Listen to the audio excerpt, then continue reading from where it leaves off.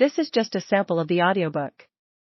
To get the complete audiobook, access the link posted in the first comment. Recently garnered the world's largest television audiences for its final matches, and more people around the world play soccer as a recreational activity than any other team sport, except in the United States. It is conventional wisdom among those who have written on the history of international sports that during the period of soccer's late 19th and early 20th century growth, and for most of the remaining years of the 20th century, men's soccer never became established as a major sport in the United States, either in professional leagues or in colleges and universities. Soccer was played only sparingly in American colleges during the first 5 decades of the 20th century, and rarely in American public high schools.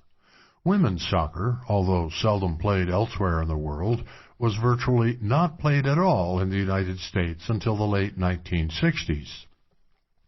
For most of the 20th century, the United States was the only large national sports market in which soccer did not take root in any substantial fashion.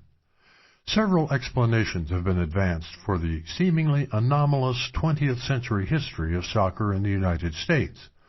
One is that there was a critical period in world history in which a sport might have grown sufficiently popular in any given nation to achieve major status.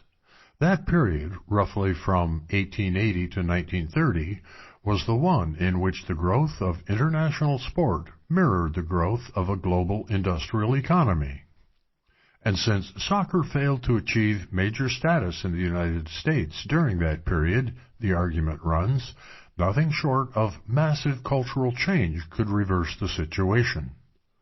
Another, partly complementary, explanation is that there is a finite space in which sports can successfully operate in any given nation, so that already established sports tend to crowd out others. In the United States, then, soccer was crowded out by the indigenous American sports, baseball, gridiron football, a version of rugby that came to be played in certain American colleges in the late 19th century, and basketball. As those 3 sports flourished during the critical period, there was no space for soccer to gain a foothold. A third explanation is based on the economics of professional sports generally. To thrive, a professional sport requires competitive balance among its teams.